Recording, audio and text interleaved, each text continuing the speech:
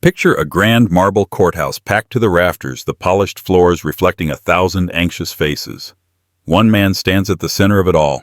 Alastair Van Crawford, billionaire, philanthropist, and media tycoon, always used to having everything under control. He's here to defend a woman rumored to be his secret mistress who teeters on the brink of public scandal. But just when the tension peaks and Alastair's confidence seems unshakable, another figure steps forward, his wife pregnant and determined. She speaks, and the courtroom buzzes with truth so explosive it could destroy everything. This is their story, full of secrets, betrayal, and an unthinkable twist. Alastair Van Crawford was a name that opened doors. At 52 years old, he was among the top 10 wealthiest people in the country, with a personal net worth rumored to be upwards of $4 billion. His father, the late Ernest Van Crawford, had built a shipping empire from scratch. But Alastair took the family business in a new direction: venture capital and media. He'd partnered in philanthropic efforts with Bill Gates' chaired galas, where Oprah Winfrey was a guest of honor, and once appeared on a panel alongside Warren Buffett discussing the future of technological innovation. These associations alone made him the subject of constant speculation. Yet behind the immaculate suits and carefully curated public persona, Alastair was an enigma. He was equally lauded and feared for his ruthless negotiation tactics. Unlike many high-net-worth individuals who preferred anonymity, Alastair craved the spotlight just enough to keep the Van Crawford name relevant and maintain an air of mystique. He married, young 27 at the time, to Gwen Rothschild, heiress to a European textile fortune. She was beautiful, well-educated, and came from impeccable pedigree. Their wedding was a media sensation, featuring hundreds of high-society guests, including a personal congratulatory video from the late Princess Diana. For more than 2 decades, the Van Crawfords epitomized the perfect power couple. Behind closed doors, though, their life was far from perfect. Gwen longed for a more grounded existence, a quiet life raising children, perhaps running a charitable foundation, or diving into philanthropic endeavors. She wanted to see the world in a more human, less corporate way. Alastair, however, was single-minded in his pursuit of empire building. Over time, that difference grew into a chasm neither could completely acknowledge. That wasn't to say Alastair did not love Gwen. He admired her elegance, intelligence, and gentle spirit. Yet, as their fortunes soared, she faded further and further into the background, seldom seen at public events. Rumors arose perhaps her health was failing, or maybe their marriage was on the rocks. But Gwen, never one to fan the flames of gossip, maintained her calm demeanor and stayed largely out of the limelight. It was around this time that whispers circulated about Alastair's rumored mistress, a vivacious socialite and aspiring actress named Serafina Delgado. She was 29, Spanish-Filipino by heritage, and had dazzled high society circles with her sultry beauty and effervescent wit. The paparazzi relentlessly hunted for proof of an affair, snapping pictures of Serafina on red carpets and scouring every inch of Alastair's calendar for overlapping engagements. Though no photo of the two together ever surfaced. The tabloids wouldn't let it go. Serafina Delgado, the woman who mesmerized a tycoon, screamed one headline. For a while the speculation died down until a lawsuit erupted that placed Serafina in the crosshairs of a vicious media trial. In a stunning twist, Alastair Van Crawford publicly stepped in to fund her legal defense. With that single action, the rumor mill exploded. Was he the protective lover, or simply a benevolent magnate who pitied a friend in trouble? The truth, as it turned out, would be far more shocking than anyone imagined. The lawsuit in question centered on a bitter dispute over intellectual property rights. Serafina Delgado was accused by a rising film producer, Preston Mancini, of orchestrating an elaborate scheme to steal a movie script. According to the plaintiff, Serafina had used her charm to con him out of a nearly finished screenplay, one that was on the verge of securing a multi-million-dollar backing from a major Hollywood studio. The script, rumored to revolve around a scandalous romance set against the Spanish Civil War, had garnered buzz among cinephiles for months. Preston Mancini claimed that Serafina had coaxed a digital copy of the script from him with promises of connecting him to her powerful boyfriend, someone who owned both a media network and had extensive Hollywood connections. Though Mancini never mentioned Alastair by name in his official statement, tabloids quickly filled the gap. The powerful boyfriend had to be Alastair Van Crawford. The plaintiff's attorneys insisted that Serafina then used insider channels to pass the script to a competing production house, effectively leaving Mancini in the dust. Serafina denied every accusation, labeling them fabrications by a jealous opportunist. Despite her repeated claims of innocence, the public began to see her as a femme fatale, someone who used men for personal gain. Court documents revealed that Serafina's finances were in dire straits. She'd maxed out credit cards, faced eviction from a luxury apartment in Manhattan, and had borrowed substantial sums of money from various acquaintances. Enter Alastair. For years he had financed dozens of philanthropic and business ventures, rarely explaining his reasoning to the press. When he chose to back Serafina's legal team, publicly stating his confidence in her innocence, journalists had a field day. They cornered him outside Manhattan's West Side courthouse, vying for a quote. "Mr. Van Crawford, why did you decide to support Serafina Delgado's defense?" shouted one reporter. Alastair's jaw tightened, and his eyes flickered with the kind of quiet fury that signaled he was in no mood to indulge rumors. "The truth will prevail," he said curtly. "She deserves competent legal representation. That's all." His statement only fueled speculation. Gwen's absence spoke volumes. She was nowhere near the courthouse. For years she had been a near-silent figure. Now her silence felt thunderous. Did she know about Serafina's alleged affair with Alastair? Was she complicit, or was she simply resigned? In glitzy penthouses and Upper East Side cocktail parties, insiders whispered theories. Some insisted Serafina really had duped Preston Mancini, while others argued she was being framed by powerful industry players. As Manhattan buzzed with gossip, a detective from the district attorney's office quietly dropped a hint to the press that the real story was even darker than rumored. Something about Serafina's ties to overseas funds and forged documents was teased, but no one had the complete picture. Meanwhile, Gwen stayed at their family estate in the Hamptons, pregnant with the couple's long-awaited child after years of fertility struggles. Very few knew about her condition, for she hadn't shown herself publicly in months. But in hushed circles it was said that the strain of the ordeal was taking its toll on her. She was far from the naive socialite many pegged her to be. She was watching, learning, and quietly preparing for a moment no one else could see coming. Gwen sat by the windowsill of the Van Crawford mansion in the Hamptons, sipping peppermint tea. Once upon a time, the oceanic view brought her solace, but now it felt overwhelming, like a reminder of the endless waves of complication in her life. She stroked her belly, reflecting on the near miracle of this pregnancy. Doctors had told her it was unlikely, but here she was at 47, carrying a child she once thought impossible. She felt the baby kick softly, prompting her to whisper, "You're going to be okay, little one." She wanted to believe that. Despite her calm demeanor, Gwen was no fool.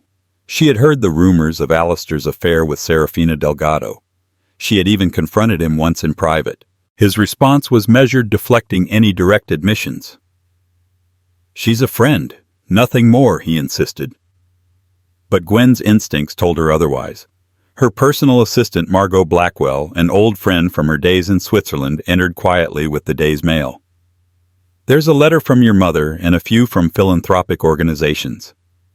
Also some tabloids. I'm not sure you want to see them." Gwen offered a small smile. "You can place them on the desk." A flicker of sadness crossed her face. Headlines about the trial were impossible to avoid. Still, she accepted that knowledge was power. Margot paused, hesitation evident. "Are you planning on going to the city anytime soon? You haven't seen him in weeks." Gwen sighed. "I'll go when I need to," she replied cryptically. It wasn't that she was ignoring Alastair. She was giving him space to handle Serafina's case. Yet some part of her suspected something deeper was amiss, something Alastair wasn't telling her.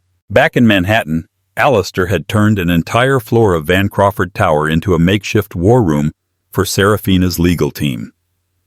The lead attorney, Donovan Hall, was a high-profile litigator known for being as expensive as he was effective. He and his associates pored over every piece of evidence that Preston Mancini's team presented, searching for weaknesses, holes, or any sign of manipulation. Serafina, for her part, performed exactly as Alastair wanted, contrite, cooperative, and utterly reliant on him for guidance. This was a stark contrast from her usual extroverted, flamboyant persona. Alastair saw her vulnerability and found it oddly captivating. He told himself he was simply protecting a friend, but deep down he knew it was more complicated. He was drawn to Serafina's desperation, a break from the unflappable perfection Gwen always displayed. At times he felt guilty. He had not told Gwen the entire truth. Their marriage had been a silent agreement. He provided financial stability and a certain social standing. She played the role of gracious hostess and unwavering partner. But love. Did they ever have it in the sense of passion, spontaneity, and vulnerability? Perhaps it was overshadowed by Deal's events and public image. In darker moments, Alastair wondered if Gwen's pregnancy was more an attempt to salvage their marriage than a spontaneous blessing. Then he would recall her genuine longing for a child. She had yearned for it for years. Repressing his conflicting emotions, he pressed on, determined to secure Serafina's freedom. He told himself this had nothing to do with romance. Nothing at all. If only the truth were so simple.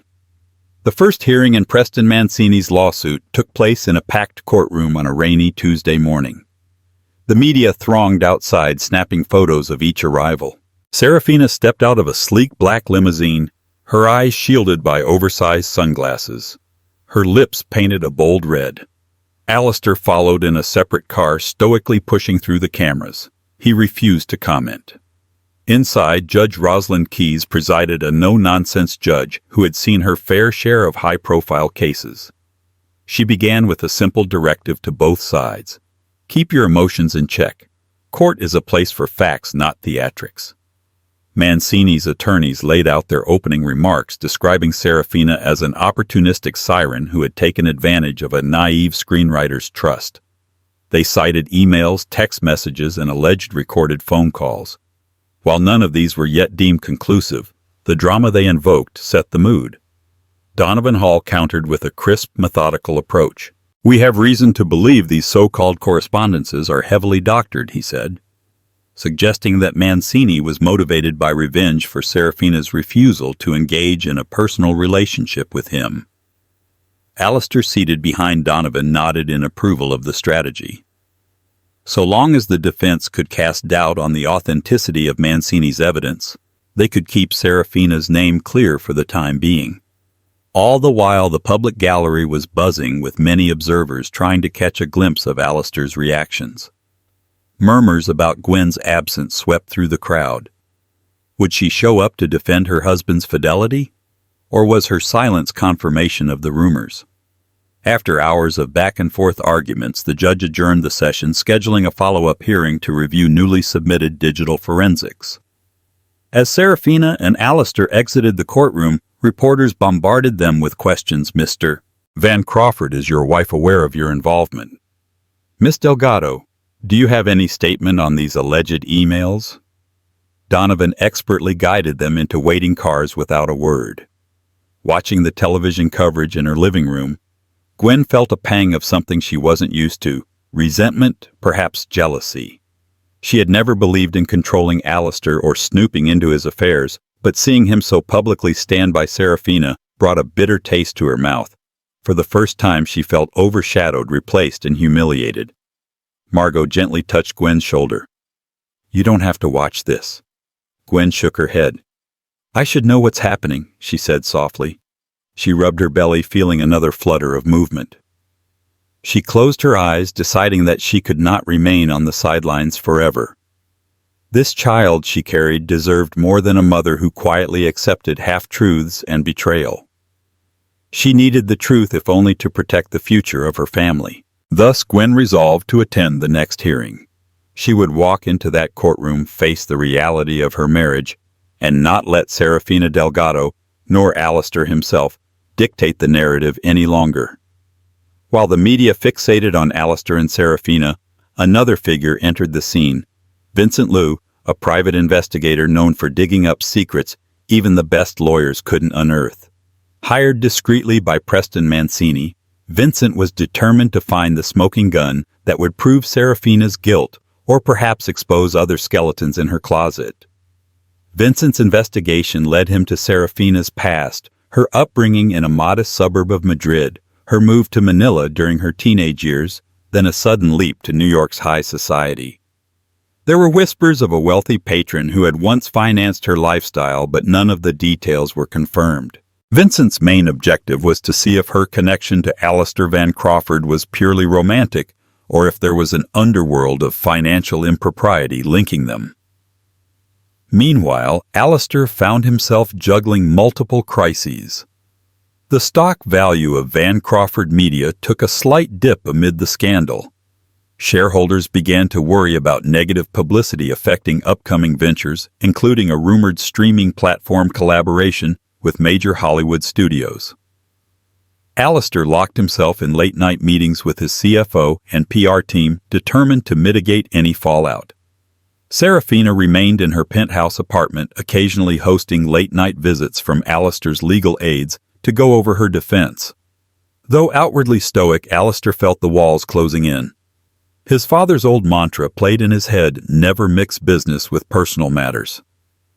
Alastair had done exactly that, allowing Serafina's predicament to become a corporate liability. He wondered if Gwen was quietly fuming. They had not exchanged more than a few text messages in weeks. One evening near midnight, Alastair paced his Manhattan penthouse suite. He stared out at the glowing city skyline weighed down by a tidal wave of regret and confusion. Yes, he felt an attraction to Serafina, her vulnerability, her need for him. At the same time, he felt a duty, almost a longing for Gwen, who had been his loyal partner for over 2 decades. His future child with Gwen was supposed to be a new chapter, but now he couldn't envision how that chapter would begin if the trial ended in scandalous revelations. That same night, Gwen made her own decision. She dialed an old acquaintance attorney, Charlotte Howe, a woman she trusted implicitly. Charlotte specialized in marital and family law, but she also had a sharp mind for corporate litigation. Gwen's heart pounded as she explained her predicament. She was pregnant. Her husband was embroiled in a lawsuit defending his rumored mistress, and she needed to know her legal rights. Charlotte was sympathetic and reassuring, but she warned Gwen gently.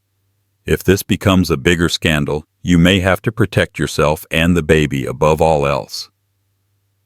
Gwen ended the call feeling a strange mixture of relief and dread. Her fingers trembled, yet she felt a newly discovered courage coursing through her veins. For so long she had been a graceful shadow in Alastair's life. She would remain gracious certainly, but a shadow no more. A week before the second hearing, Alastair drove to the Hamptons unannounced. He arrived at the mansion shortly after dusk. Gwen stood in the foyer, her face a careful mask.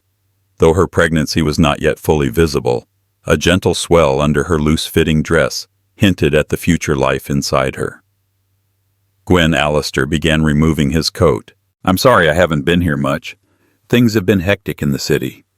She offered a polite nod, stepping aside to allow him entrance.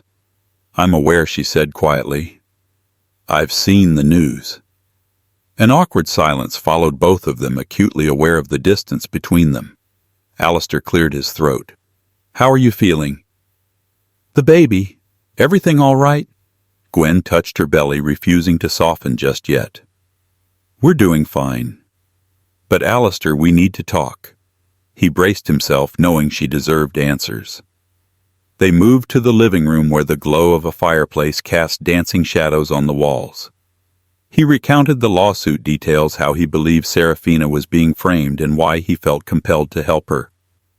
Yet he never clearly denied having an affair. Gwen listened occasionally, pressing him for more specifics. "How did you meet her? Why this level of commitment?" But Alastair's replies were evasive, carefully framed. When he finished, Gwen looked at him, her eyes glistening. "Is there something you haven't told me?" she asked, her voice trembling. His hesitation answered her question better than any words could. I can't explain everything right now," he said softly. Trust me, I'm doing this for a reason." She released a shaky sigh, holding back tears. "Alastair, I've always given you the benefit of the doubt, but things are different now. I'm pregnant and we're on the verge of raising a child. Secrets and half-truths cannot be the foundation of our future." Alastair reached for her hand, but Gwen pulled away, shaking her head. "I will be at the hearing next week," she said resolutely. "And I will decide for myself where I stand, where you stand." Though the night stretched before them, Alastair left soon afterward, citing early meetings. As the sound of his car engine faded into the distance, Gwen felt equal parts heartbreak and determination. She had seen Alastair's guilt in his eyes. He might think he was protecting her from something, but she suspected it was more about protecting himself, and possibly Serafina. That evening, Gwen stared at old photographs of her and Alastair, their wedding day, their first Christmas party, a philanthropic trip to Africa. She remembered how gently he'd once held her hand during a safari ride, promising her they would one day travel the world without the constraints of board meetings and social obligations. They never did. Duty always overshadowed love, and now she wasn't sure if love was even alive between them. But she loved the child inside her. That love was her new guiding force, one she would defend no matter the cost. A crisp morning sun illuminated the grand facade of the West Side Courthouse, a stark contrast to the storm of controversy brewing within its walls. Security was tighter than usual, with uniformed officers guiding VIPs through a back entrance to avoid the throng of paparazzi at the front steps. Serafina arrived first, wearing a tailored black dress and a subdued expression. Donovan Hall, her attorney, ushered her quickly into the courtroom. Shortly after, Preston Mancini showed up, accompanied by Vincent Liu, who carried a black briefcase with an air of confidence. When Alastair finally walked in, the room buzzed. He took a seat behind the defense table. Cameras clicked like locusts in the press section, capturing every flicker of emotion on his face. Then came Gwen. She appeared at the entrance dressed in an elegant navy blue coat, her posture regale, her face resolute. One by one, heads turned, reporters nearly stumbling over each other to get a snapshot. A ripple of murmurs swept through the gallery. Gwen Van Crawford had arrived, and she was pregnant. Alastair stood in surprise, his eyes meeting hers.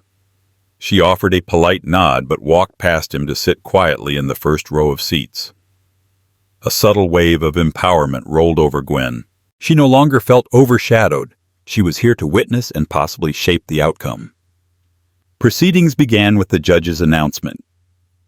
"We will now review the digital forensic evidence regarding the alleged stolen screenplay." Mancini's attorneys presented a trove of emails and chat transcripts, purportedly from Serafina, seemingly confirming that she had solicited the screenplay. Donovan Hall objected, labeling the material inadmissible until authenticated by an independent expert. The judge granted Donovan's request, ordering a recess to allow an impartial digital forensics firm to examine the metadata. The tension in the room remained electric as the judge turned to Donovan. "If these documents are proven authentic, your client faces serious legal repercussions." At that moment, Preston Mancini smirked, certain he had the upper hand. Meanwhile, Serafina's face paled and she leaned in to whisper frantically to Donovan. In the gallery, Gwen couldn't help but observe Serafina's panic. She appeared genuinely terrified. Was this fear of being caught or fear of being framed? Gwen wasn't sure. Yet she noticed how Alastair reached out to gently squeeze Serafina's shoulder, a move both protective and intimate.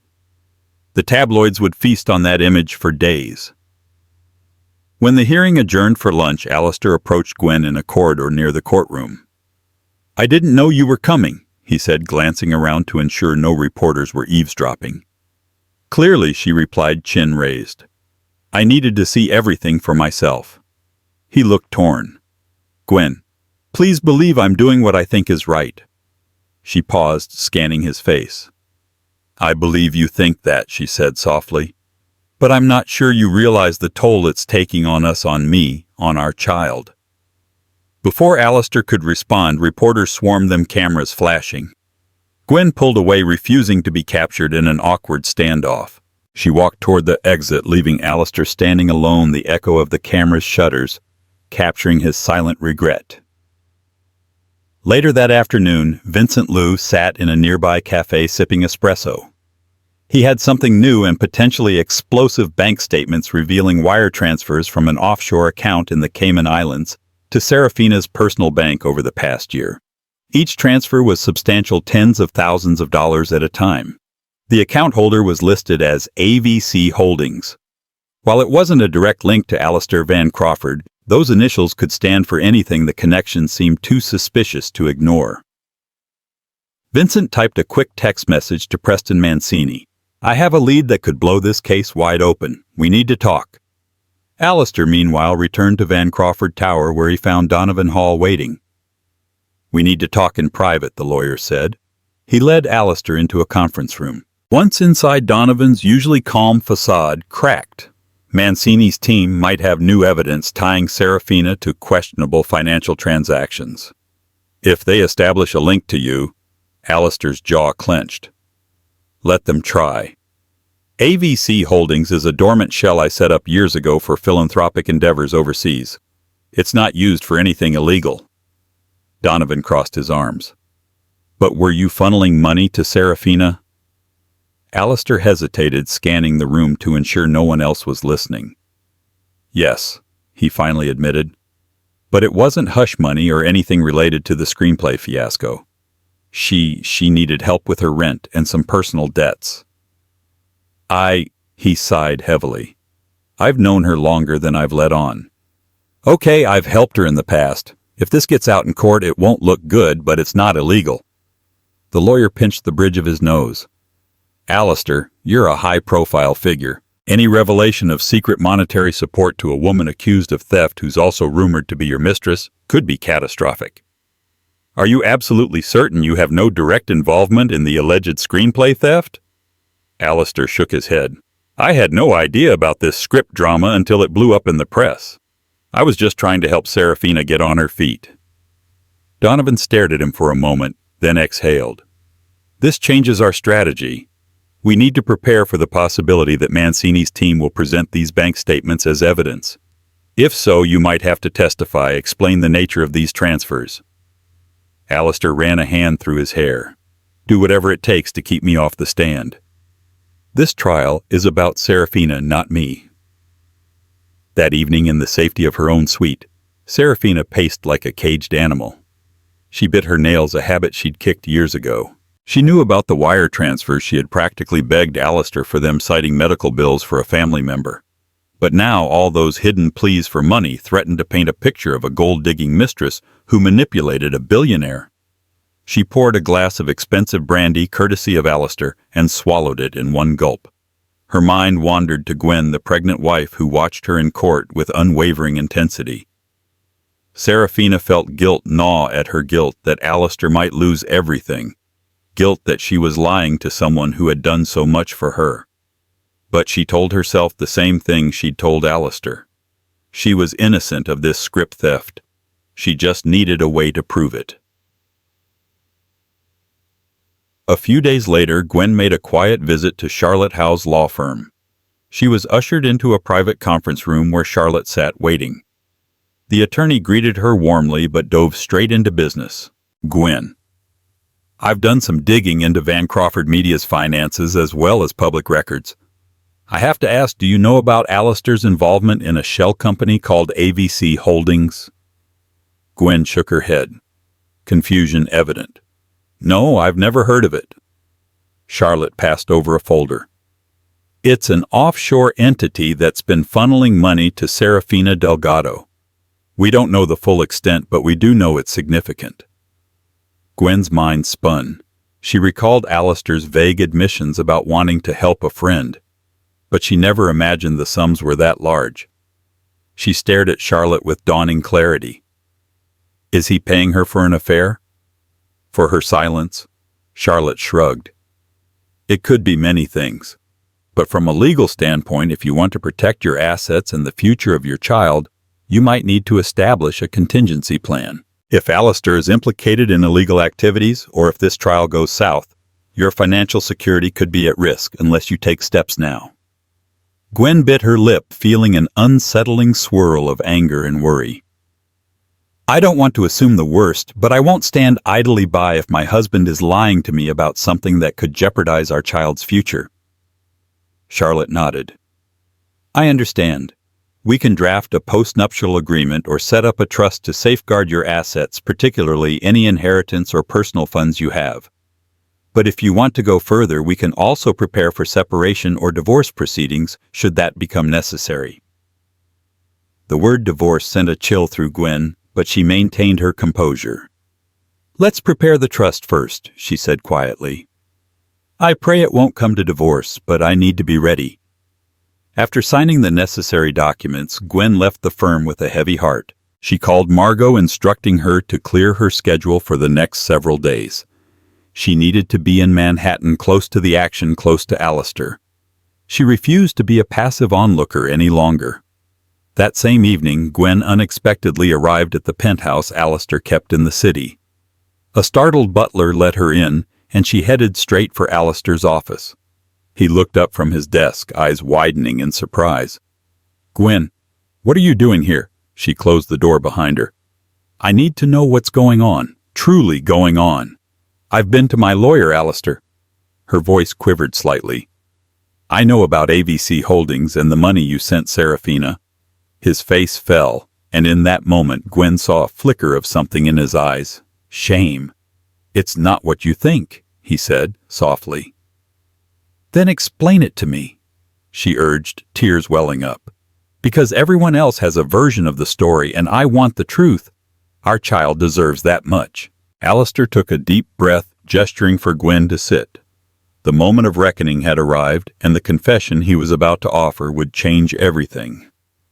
Alastair poured himself a glass of water, suddenly aware of how dry his throat felt. He motioned for Gwen to sit on the leather armchair across from his desk. She obliged, posture, stiff arms protectively folded across her chest. He began, voice trembling slightly. "I met Serafina 6 years ago at a charity event for underprivileged youth in Madrid. She was the guest of another philanthropist. We talked about her dreams to become an actress, and I was drawn to her story. She grew up with very little, lost her mother at a young age, and was taken advantage of by unscrupulous men promising fame. We stayed in contact." Gwen's eyes were fixed on him, unblinking. "Go on." "Over time," he continued, "she would reach out whenever she was in dire straits. Medical bills for a sick relative, overdue rent. I helped her financially because I believed she was a good person who'd had a tough life. Perhaps I was naive, or perhaps I just wanted to feel like I was making a tangible difference. I've always cut checks for charities, but Serafina was personal." Gwen's voice cracked. "That's not the entire story, Alastair. You don't send tens of thousands of dollars to someone over and over without something else going on." He swallowed hard. "We grew close intimately. It was a mistake, one I regret deeply. But it wasn't just an affair. I genuinely cared about her well-being. I thought I was helping her build a life free of exploitation. Eventually, I ended the physical side of our relationship, but she was still financially dependent on me. I was stupid, Gwen. I handled it all wrong." Gwen clasped her hands together, trying to steady them. "Why defend her in this lawsuit? Why risk everything now at this moment?" Alastair sighed. "Because I believe she's innocent of these theft accusations.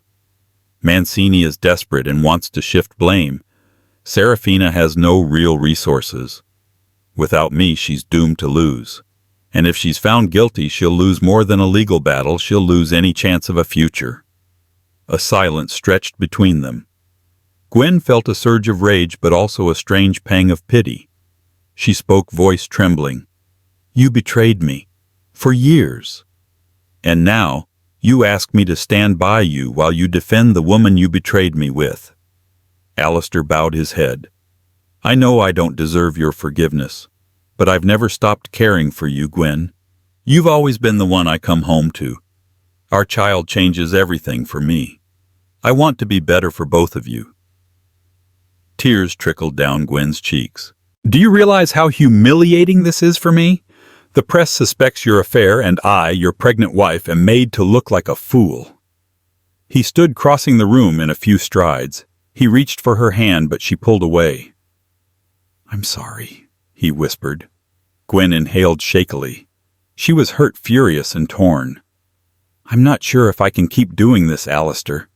If Serafina is truly innocent, then this is bigger than my personal pain. But I can't ignore what you did to me." He nodded, eyes glassy. "I understand." For a brief moment, neither spoke. Somewhere in the distance, the hum of city traffic filled the silence.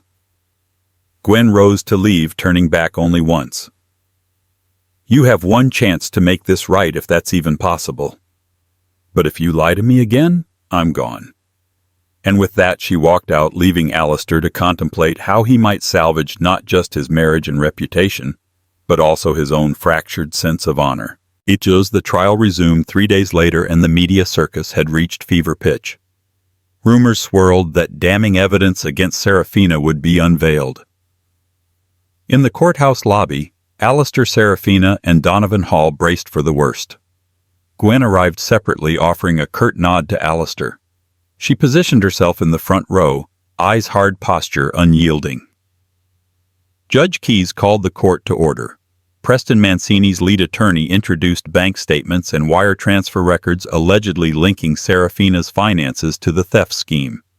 As predicted, the name AVC Holdings featured prominently. The attorney hammered the point that Serafina's mysterious benefactor was none other than Alastair Van Crawford, and that these funds could have been used to bribe Hollywood insiders or pay for illicit access to Mancini's script. Donovan Hall objected, claiming speculation, but the judge allowed partial introduction of the evidence pending further cross-examination. All eyes turned to Alastair, who stared straight ahead, unwavering. Serafina looked on the verge of tears. When Serafina finally took the stand, the gallery leaned in. She testified about her relationship with Alastair, describing it as supportive, but carefully avoiding the term romantic. She insisted that she never saw or touched Mancini's script, let alone stole it. She claimed the wire transfers were acts of charity from a friend, not hush money. The prosecution pounced, hinting that a deep personal relationship existed between her and Alastair. "Why would a billionaire repeatedly bail you out of financial trouble?" they asked. Serafina fought to maintain composure. "He is a kind man," she said, simply, tears in her eyes. "My mother always said that angels appear in unexpected places." The tension was palpable, but the biggest bombshell dropped when Preston Mancini himself took the stand. He produced a series of recorded phone messages, voicemails, allegedly from Serafina, in which a female voice cajoled him to hand over the script in exchange for privileged introductions.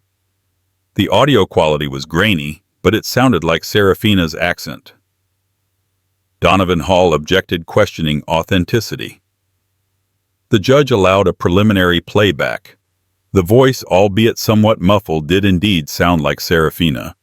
It was enough to crack her polished defense. Serafina's eyes filled with panic. She looked to Alastair, silently pleading. Alastair clenched his jaw. Was it really her voice? Or had it been doctored? Meanwhile, Gwen observed everything, her heart torn. She knew Alastair believed Serafina's innocence, but this recording seemed damning.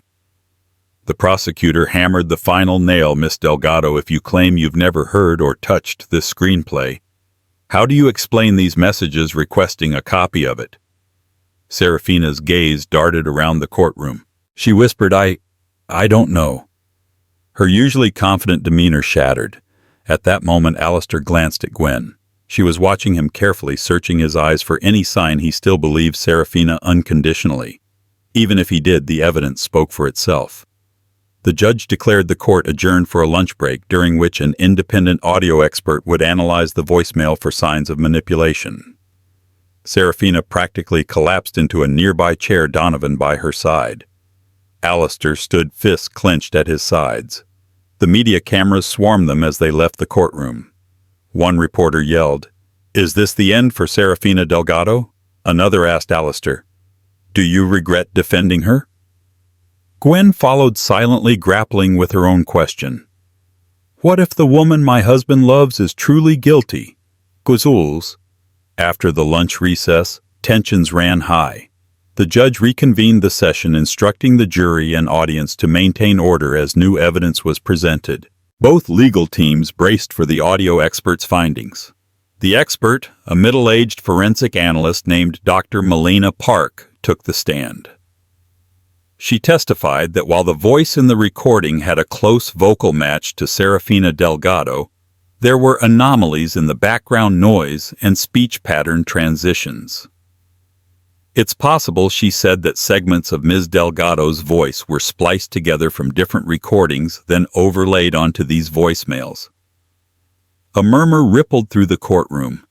This was a pivotal piece of testimony. The prosecutor tried to discredit Dr. Park's analysis, but she remained steadfast.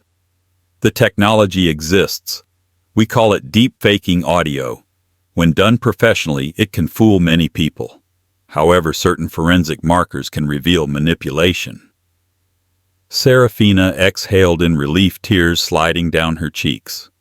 Alastair's posture shifted, a hint of hope returning to his gaze. But the drama was far from over.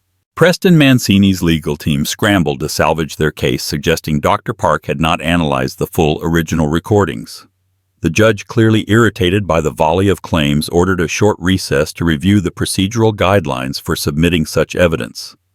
During that recess, Gwen Van Crawford made her move. She stepped forward, addressing the court's bailiff quietly. Within minutes, she was allowed to approach the judge's bench. Alastair watched, astonished. Serafina's eyes widened. The entire gallery buzzed with confusion. Gwen was not on any witness list. She had never publicly indicated she had testimony to offer. "I have information that may be relevant," she announced, voice steady, despite her trembling heart. Judge Keyes looked at her with curiosity. "Mrs. Van Crawford, are you prepared to provide sworn testimony?" Gwen nodded. "I am." Moments later, Gwen took the witness stand, placing her hand on the Bible to swear the oath. She glanced briefly at Alastair, who looked torn between anxiety and admiration. "What do you have to share with the court?" Mrs. Van Crawford, the judge asked. Gwen inhaled, her voice carrying a quiet authority that commanded the courtroom's attention. "I have reason to believe that certain parties, possibly Mr. Mancini or individuals linked to him, attempted to coerce Serafina Delgado into false admission of guilt. I received an anonymous package at my residence in the Hamptons containing correspondence that suggests Mr. Mancini's willingness to fabricate evidence." A collective gasp rose among the spectators. Alastair's eyes widened. Even Serafina leaned forward, shock and gratitude mingling in her expression. The prosecutor jumped to his feet, objecting. "Your Honor, this is unverified hearsay. Mrs. Van Crawford is not an expert witness." Judge Keyes rapped her gavel. "Overruled for now. Let her finish." Gwen drew a breath, producing printed emails from her briefcase. Emails that spoke of a plan to frame the exotic socialite, referencing an individual known as PM, and instructions on how to create false audio recordings. These were delivered to me anonymously. I turned them over to my attorney for verification. Preliminary analysis indicates they are genuine, though I cannot say with certainty who created them. The entire courtroom was ablaze with tension. Serafina's jaw dropped, tears falling freely. Alastair stood stunned into silence by Gwen's bold intervention. He had no idea she'd received such damning evidence. Mancini shot to his feet, face contorted. "This is outrageous. She's forging documents to protect her philandering husband and his mistress." Gwen remained calm. "I assure you I have no motive to protect anyone but my unborn child. The only reason I have come forward is for the truth."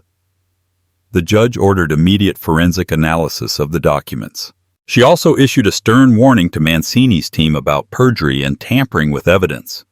The case that once seemed stacked against Serafina Delgado now hung in the balance, with Gwen Van Crawford, pregnant wife, longtime bystander, holding the keys to the final outcome. The trial was put on hold for a week to allow forensic experts to scrutinize Gwen's documents. Speculation among the media ran rampant. Some outlets praised Gwen's bravery, painting her as a woman who rose above personal betrayal to champion justice. Others accused her of orchestrating a grand ruse to save her husband's reputation. Regardless, public opinion shifted away from the narrative of Serafina as a conniving seductress and toward the possibility that Preston Mancini might be the true villain. During the hiatus, Gwen took solace in her Hamptons estate. She tried to keep stress levels down for the baby's sake. Alastair visited once, but Gwen refused to see him. She left a note for Margot to pass on. "Give me time." Meanwhile, Alastair reached out repeatedly, leaving voicemails and sending text messages. "Thank you for what you did. I need to see you. I love you." But Gwen remained silent. Her focus was on her unborn child and the moral imperative she felt to reveal the truth. She was torn between her resentment over Alastair's affair and her renewed admiration for the man he once was, the one who championed the underdog and refused to be blackmailed by Mancini's lies. Back in Manhattan, Serafina was a bundle of nerves. She anxiously awaited updates from Donovan Hall. If Gwen's documents held up under forensic scrutiny, it would be a massive turning point in her defense. She found herself writing a heartfelt letter to Gwen, though she wasn't sure if she would ever send it.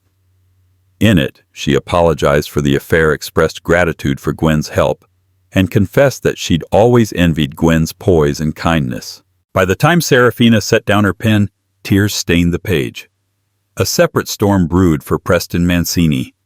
Rumors circulated that he might face criminal charges for evidence tampering if Gwen's documents were verified.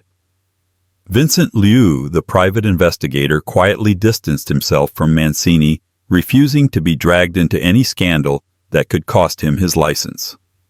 Word on the street suggested that Mancini's Hollywood deals were collapsing, as studios wanted nothing to do with potential fraud.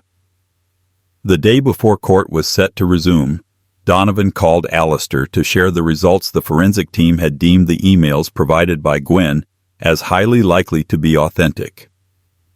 Moreover, a small fraction of the email chain referenced a third party who specialized in audio editing, linking them to the suspicious voicemails.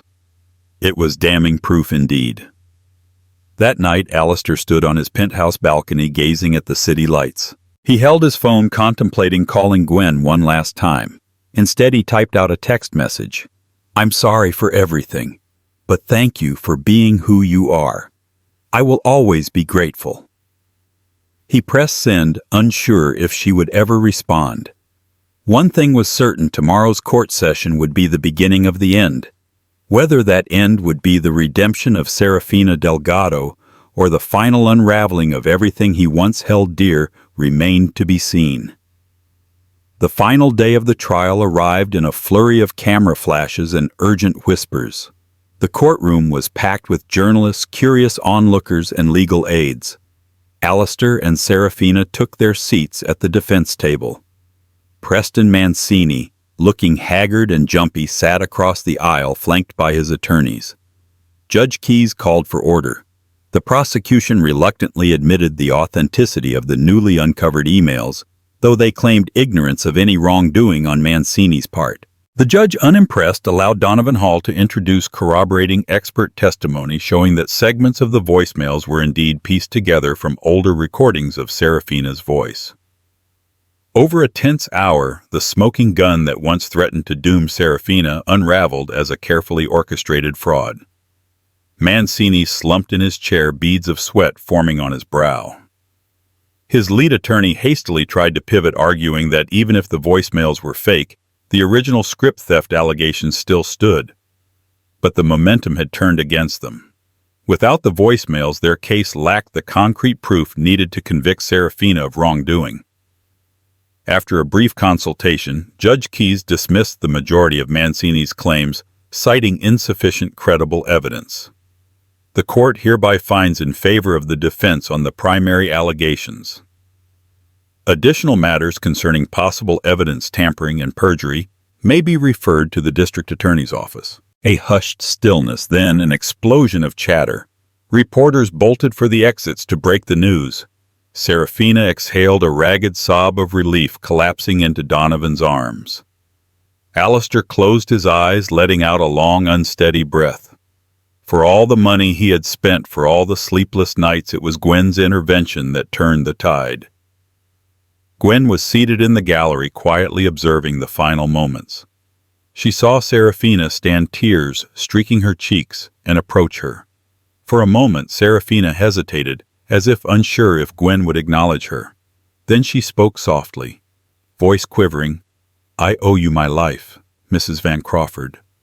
I don't expect your forgiveness, but I want you to know I'm truly sorry." Gwen offered a small nod, her expression tinged with sadness. "I didn't do this for you," she said, her tone measured. "I did it for the truth and for the child I'm bringing into this world." Serafina nodded, eyes brimming with gratitude, and stepped away. As the crowd began to disperse, Alastair approached Gwen, scanning her face for any sign of reconciliation. "Thank you," he said softly. "You saved her. You saved all of us from a terrible injustice."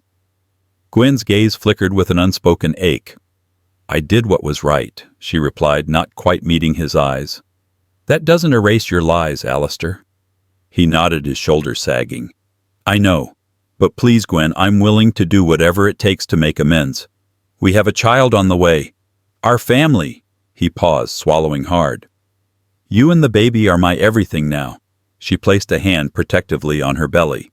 "You'll need to prove that. Words won't be enough." And with that, she turned and walked out of the courtroom, leaving Alastair to stare after her, filled with relief, regret, and the faintest glimmer of hope. In the weeks following the trial, Preston Mancini faced intense scrutiny from the district attorney's office. Evidence tampering, conspiracy to commit fraud, the charges piled up. His career in Hollywood was effectively over, his finances teetering on ruin.